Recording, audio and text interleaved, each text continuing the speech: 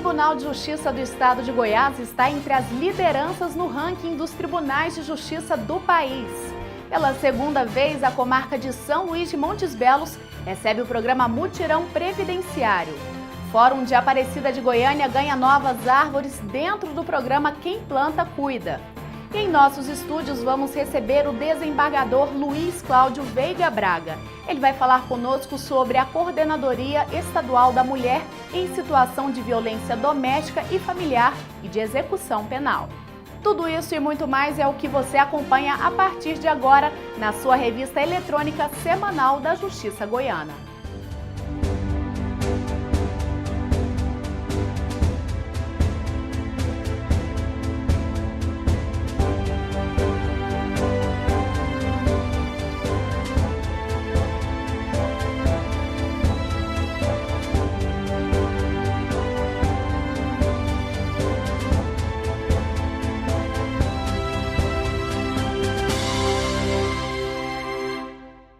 O Conselho Nacional de Justiça aponta o Tribunal Goiano como um dos mais produtivos em todo o Brasil. Acompanhe.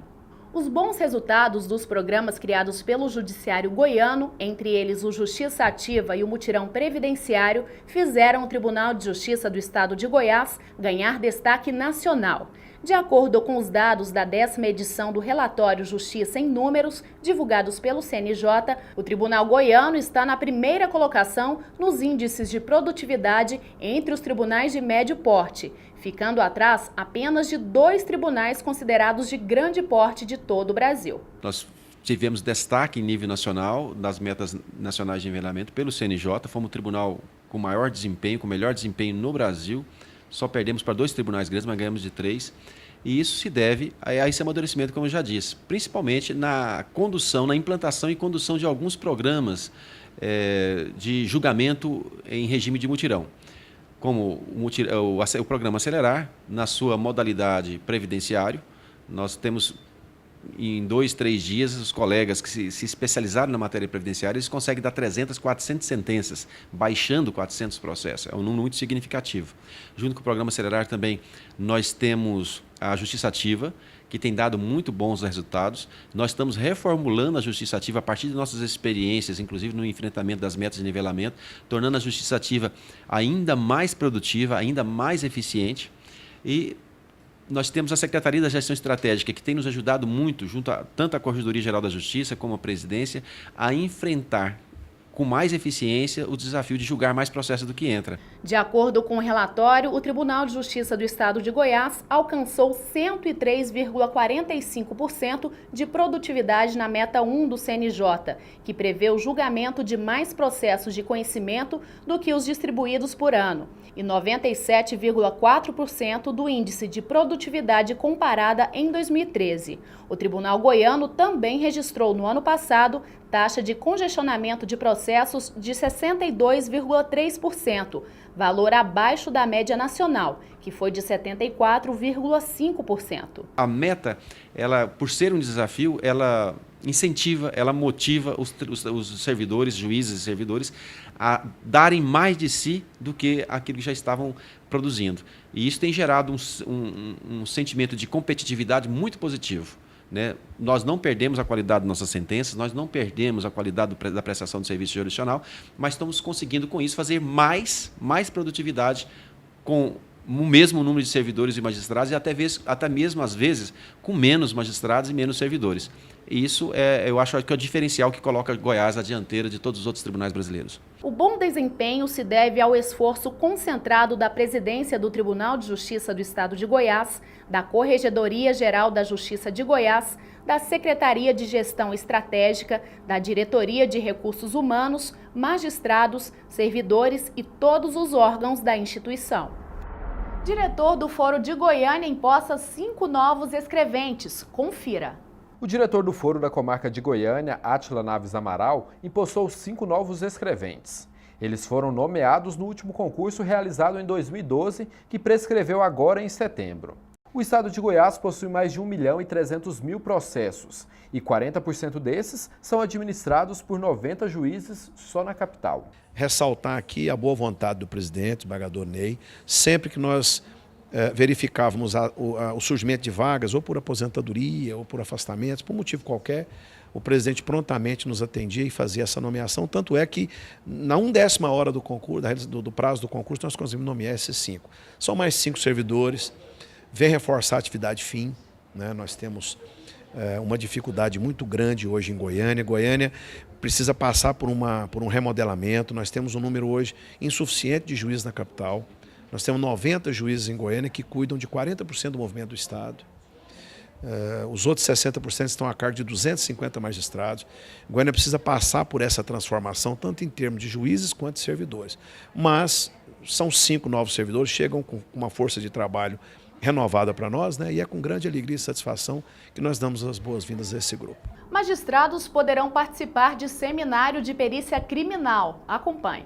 De 20 a 22 de outubro, a cidade de Caldas Novas será a sede do 9º Seminário Nacional de Balística Forense, do 5º Seminário Nacional de Perícias de Crimes contra a Vida e do 6º Seminário Nacional de Perícias de Revelação de Impressões Papilares, promovido pela Associação Brasileira de Criminalística e realizado pela Associação dos Peritos em Criminalística em Goiás.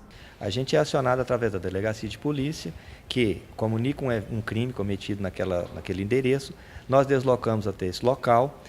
Nesse local, nós iremos coletar todos os vestígios que envolvem aquele crime. Nos nossos levantamentos, a gente inclui crimes contra a pessoa, crimes contra o patrimônio. Basicamente, no crime contra a pessoa, nós buscamos coletar os vestígios ali deixados quando é cometido por um instrumento, uma arma de fogo. Quando é arma de fogo, normalmente ela deixa os seus elementos de munições no local.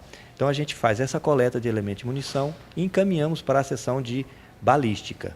Lá a seção de balística vai fazer o trabalho deles de confronto, de descrição daquele material. Nós trazemos também fragmentos de impressões digitais coletadas tanto nos locais de crimes contra a pessoa, quanto nos locais de crimes contra o patrimônio. Aí envolve furtos, envolve veículos que são furtados. Então, também as impressões digitais que constam naquele objeto ou naqueles objetos são coletados e encaminhados aqui para as seções da perícia interna. A balística ela vai trabalhar com os elementos de munição e as armas envolvidas nos crimes. Então, à medida que o perito que foi ao local recolheu esses elementos de munição, que elementos seriam esses? Nós temos os estojos e os projéteis que estavam no local. E os projéteis que vieram do IML na retirada dos corpos, né, depois da necrópsia. Esse material chega para a nossa sala e começa a ser processado em relação ao calibre, em relação ao confronto entre eles, para nós sabermos quantas armas estavam envolvidas naquele evento. Se a arma já tiver sido pega no momento da perícia, estar junto com esse material, nós já procederemos, à medida da requisição, o confronto com essa arma. Não havendo a arma, que normalmente é a nossa situação, nós vamos então esperar que a delegacia mande as armas suspeitas. É claro que isso não é impedimento para que a balística já vá trabalhando com o material questionado, com os elementos de munição, direcionando a investigação quanto aos possíveis calibres e as quantidades de armas envolvidas. Quando as delegacias trazem para nós as armas suspeitas, e aí então nós vamos proceder o confronto com os padrões dessas armas. Essas armas conosco, nós sabemos então a origem desses elementos, nós vamos colher padrões que são estojos e projéteis escolhidos daquela arma, o perito colhe e procede à comparação microscópica e no nosso aparelho, que é a comparação eletrônica, que é no aparelho Evil Finder, que é uma confirmação daquilo que nós fazemos no microscópio. É um trabalho de análise dos microestreamentos que ficam nos projéteis à medida que ele entra em contato com o cano da arma.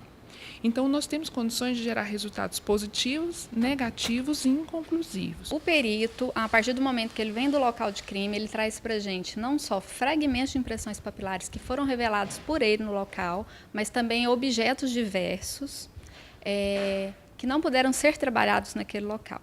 Então, a partir do momento que derem entrada na sessão, esses fragmentos ou os objetos são divididos em 2 etapas. Os objetos eles são trabalhados aqui no laboratório, com os reagentes apropriados para cada tipo de superfície, enquanto que os fragmentos são analisados, verificados se tem qualidade ou não aqueles fragmentos que foram levantados no local.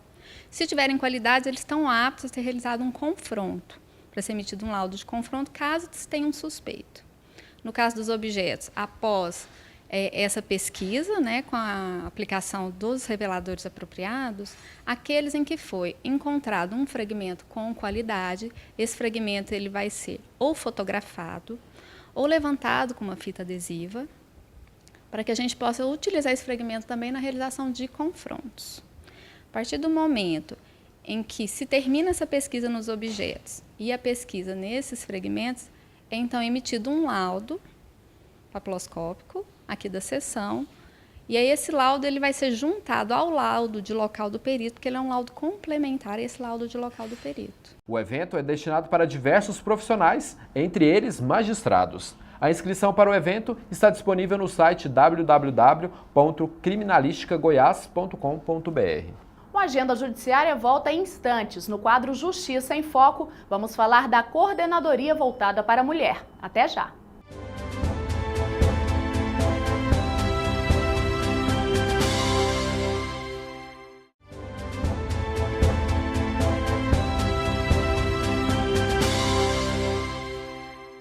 Acompanhe agora o quadro Justiça em Foco. No quadro Justiça em Foco de hoje, vamos falar com o desembargador Luiz Cláudio Veiga Braga, ele que é presidente da Coordenadoria Estadual da Mulher em Situação de Violência Doméstica e Familiar e de Execução Penal, que foi implantada agora em setembro. Desembargador, seja bem-vindo. Muito obrigado, Mariana. Qual foi a necessidade, como o Tribunal de Justiça do Estado de Goiás percebeu a necessidade de criar essa coordenadoria? Essa coordenadoria é uma exigência do Conselho Nacional de Justiça. O Conselho, através de 2 resoluções, impôs, em boa hora, diga-se a bem da verdade, para os tribunais essa criação da coordenadoria. E o Tribunal de Justiça, atendendo essa determinação, em 2013, o então presidente desembargador Leobino baixou um decreto regulamentando a atuação desta coordenadoria e identificando quem seriam os seus integrantes. Bom, ainda é uma implantação recente, né, agora em setembro, mas as metas já foram traçadas. Qual a expectativa de vocês para esse início de trabalho? A implantação está recente, ainda em fase embrionária, mas já temos espaço, já temos pessoal, já temos os integrantes que compõem. Nós estamos em busca de identificação dos grandes problemas que afetam essa temática para indicar soluções, buscar caminhos e implantar boas práticas para concorrer na minimização desses problemas. Desembargador, a gente sabe que as mulheres que estão nessa situação de violência muitas vezes têm medo ou vergonha, né, de denunciar. De que maneira essa coordenadoria vai tentar acabar, amenizar com esse problema? Essa é uma realidade, que é o receio que se tem das vítimas de divulgar o fato ou perseguir processualmente o autor. A coordenadoria tem a sua instalação no 12º andar, sala 1228, aqui do Fórum da capital, e está aberta a receber não só essas delações para que ela possa dar encaminhamento, mas acima de tudo, traçar políticas para boa solução de temas tão caros à sociedade. E qual que é o principal desafio de vocês na coordenadoria? Nós temos 2 focos para atuar, que é a mulher vítima de violência doméstica e familiar e a execução penal. E identificar onde é que estão os graves e imediatos problemas para prevenir e curar as ocorrências e, no âmbito da execução penal, viabilizar políticas para abrir espaço para o pessoal carcerário e que a pena possa ser resgatada de forma mais humanizada. Como é que está a estrutura, desembargador, para executar esse trabalho, para fazer de forma bem feita, principalmente, e ajudar essas mulheres? O presidente, sensível a essa necessidade de estrutura mínima, viabilizou a composição da coordenadoria, que é por mim presidida e composta por 4 juízes, assim como uma estrutura administrativa, que hoje está essa estrutura integrada por 2 assessores. E ainda com disposição de trazermos outros servidores para colaborar para que possamos efetivar essa coordenadoria. Desembargador, só para finalizar, qual vai ser a principal diferença desse atendimento do Tribunal de Justiça a essas mulheres agora que tem essa coordenadoria e antes como ela não existia? Essa coordenadoria tem uma característica que me parece primordial, é assessorar os órgãos de administração superior do Tribunal de Justiça, indicando soluções, mas fazendo a interlocução entre o tribunal e a sociedade. O que vale dizer, e é o que eu tenho espalhado, é o tribunal indo às ruas, conhecendo essas realidades e indicando caminhos, boas soluções. Tá certo, a gente deseja um ótimo trabalho e boa sorte pela frente e obrigada por participar aqui com a gente. Eu agradeço e sempre à disposição. Tá ok, esse foi o Justiça em Foco de hoje com o desembargador Luiz Cláudio Veiga Braga. Até o próximo. Magistrados e servidores do Fórum de Aparecida de Goiânia se reuniram para prestigiar o lançamento do programa Quem Planta Cuida. Em parceria com a prefeitura local, 150 mudas de árvores nativas do Cerrado foram plantadas nos jardins e estacionamentos dos 2 fóruns da comarca. Nós temos que conscientizar, e o Tribunal de Justiça está encampando essa ideia de programas ambientais, programas sociais envolvidos com os fóruns. Envolvidos com o judiciário. Eu acho que a população, cada dia mais, tem que ver esse judiciário não só julgando ações, mas se preocupando com o ambiente, com o meio ambiente, com os problemas sociais da nossa comunidade. Eu acho isso engrandecedor e quero cada vez mais fazer parte desses projetos. O Núcleo de Responsabilidade Social e Ambiental do Tribunal de Justiça do Estado de Goiás é coordenado pela juíza Camila Nina Herbeta Nascimento e Moura. Vamos conhecer um pouco mais das palavras comuns do mundo judiciário. Está no ar o quadro Juridiquês.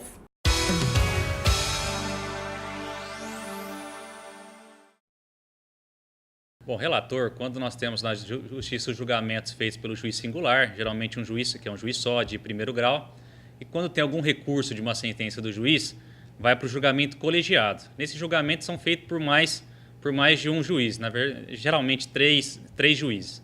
Um desses 3 juízes é denominado relator. Ele vai fazer o quê? Ele que vai fazer a análise de todo o processo e proferir o julgamento com relação àquele processo em grau recursal, né?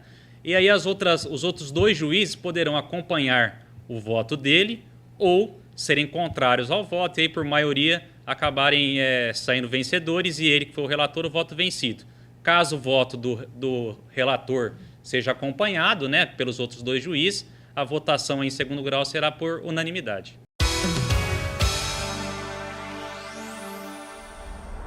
Representantes do Tribunal Regional do Trabalho visitaram o Tribunal de Justiça do Estado de Goiás para conhecer o serviço de mídia indoor criado pelo Judiciário Goiano por meio do Centro de Comunicação Social. A intenção do Tribunal Trabalhista é utilizar a tecnologia e o software empregado pelo Tribunal de Justiça. Eles conheceram a programação visual e receberam orientações do diretor de comunicação, Bruno Rocha. Atualmente, o serviço está presente nos fóruns de Goiânia, Aparecida de Goiânia e Anápolis. São monitores que diariamente apresentam notícias da Justiça Goiana ao público que passa pelas dependências do Judiciário. No próximo bloco, você vai conferir como foi a passagem do mutirão previdenciário pela comarca de São Luís de Montes Belos. Até já!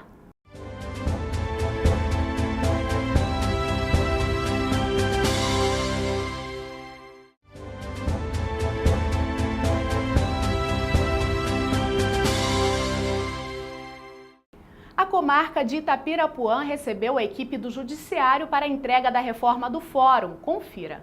Cobertura do estacionamento, pintura, novos aparelhos de ar-condicionado, troca do telhado e reparações elétricas e hidráulicas foram algumas das mudanças no Fórum da comarca de Itapirapuã. A reforma teve um custo superior a R$300 mil. Garantiu o acesso ao judiciário não de forma pura e simples, mas também um acesso de forma qualificada.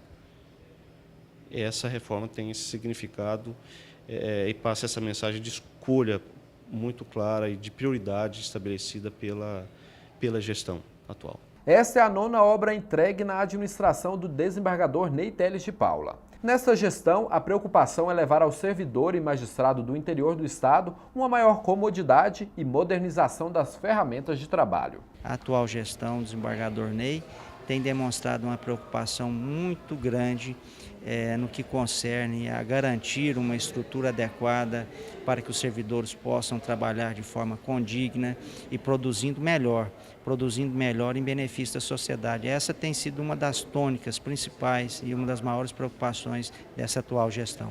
Mais de 160 audiências de aposentadorias foram realizadas em 2 dias do mutirão previdenciário realizado na comarca de São Luís de Montes Belos. Acompanhe. 4 juízes de diferentes comarcas de Goiás fazem parte do programa Acelerar Mutirão Previdenciário. Desta vez, a equipe esteve presente no Fórum de São Luís de Montes Belos, onde foram realizadas mais de 160 audiências de aposentadoria. O convite partiu da juíza local Heloísa Silva Matos. Decidimos pedir esse auxílio dos colegas, que têm feito um ótimo trabalho aí por todo o estado, né? Isso está sendo bem divulgado, porque aqui em São Luís nós tivemos um período com um desfalque de juiz, uma questão de carreira, uma coisa natural, mas as varas ficaram por algum tempo desprovidas e gerou algum acúmulo no serviço em relação aos previdenciários, né? Então, com a eficiência desse grupo do Acelerar, nós decidimos solicitar para atender mais rapidamente as demandas que ficaram represadas. Atualmente, cerca de 7 mil processos estão em tramitação na comarca. Um desses era do jovem Daniel Donato, de 20 anos. Ele é portador da síndrome do nanismo diastrófico, doença rara que provoca malformações das articulações, levando a múltiplas contraturas articulares. Depois de 16 anos aguardando a resposta, o pai do jovem, Jorgival Donato, viu o filho finalmente assinar o termo de aposentadoria. O serviço na fazenda, quem sabe, é muito difícil. É só eu mais a minha esposa. A gente tem que tirar tempo para ele, né, porque não é fácil. E a luta é essa. Então a gente fica contente de ter passado aqui e conseguido, né? Agora, com o benefício concedido, Daniel já faz planos. Ele, que terminou o ensino médio, agora quer entrar para a faculdade de engenharia civil. Eu quero guardar para meus estudos. Quando chegar o curso que eu quero aqui em São Luís, para mim fazer, porque só tem em Goiânia e em Porá, que é muito longe, eu não tenho condição de voltar todo dia. São histórias como a de Daniel e de diversos trabalhadores que fazem o sucesso do mutirão previdenciário. O programa, que começou em maio de 2014, já alcança números surpreendentes. São mais de 15 mil audiências realizadas, sendo quase 7 mil acordos, o que gerou um valor acima de 60 milhões de reais em acordos atrasados. O número por si só já é impactante e demonstra a grandeza dessa equipe, o comprometimento dessa equipe e trazendo benefícios tão valiosos para várias comunidades simples, carentes, pobres por todo o estado de Goiás, como foi em Campos Belos, Cavalcante, aquela região do Nordeste goiano, e hoje em São Luís de Montes Belos, que é uma marca registrada da efetividade da prestação jurisdicional pelo Tribunal de Justiça, que nos colocou o Tribunal de Justiça, graças também ao programa como esse, Programa Acelerar, como talvez o 3º estado mais produtivo do Brasil, o tribunal mais produtivo do Brasil, contando isso os tribunais grandes, pequenos e de médio porte, que é o caso do Tribunal de Justiça de Goiás. Então, a nossa presença aqui é para abraçar essa equipe, incentivar essa equipe, é um reconhecimento, de fato, ao trabalho maravilhoso que a equipe do Programa Acelerar Previdenciário tem feito em Goiás. Confira agora algumas decisões importantes do Judiciário goiano. Pedestre atropelada por ônibus será indenizada. Uma empresa de transporte coletivo foi condenada a pagar indenização por danos morais a uma mulher que foi atropelada no passeio público. A penalidade foi arbitrada em R$15 mil pela 4ª Câmara Civil do Tribunal de Justiça do Estado de Goiás, que seguiu à unanimidade voto do relator do processo, o juiz substituto em 2º grau, Marcos da Costa Ferreira.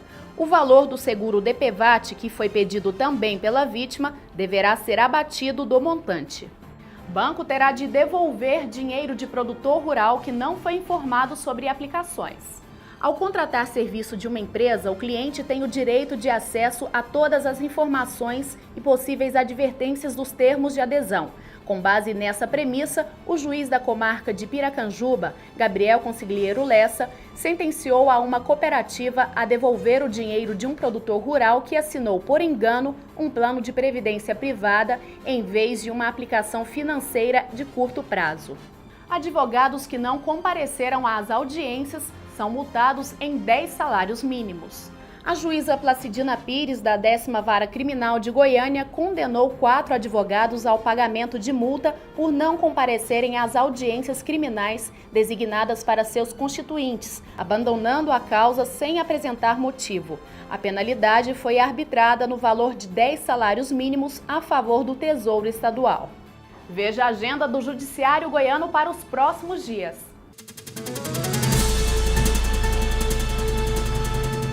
De 8 a 10 de setembro, o mutirão previdenciário será realizado na comarca de Porangatu e nos dias 9 e 10 na comarca de Estrela do Norte.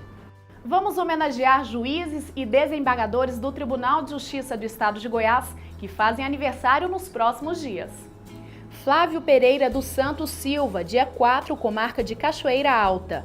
Franciele Vicentini, dia 4, comarca de Novo Gama. Iane Pereira e Silva Braga Neto, também dia 4, comarca de Cachoeira Dourada. Beatriz Figueiredo Franco, dia 6, desembargadora. Hugo Gutenberg Patino de Oliveira, dia 6, comarca de Goiandira.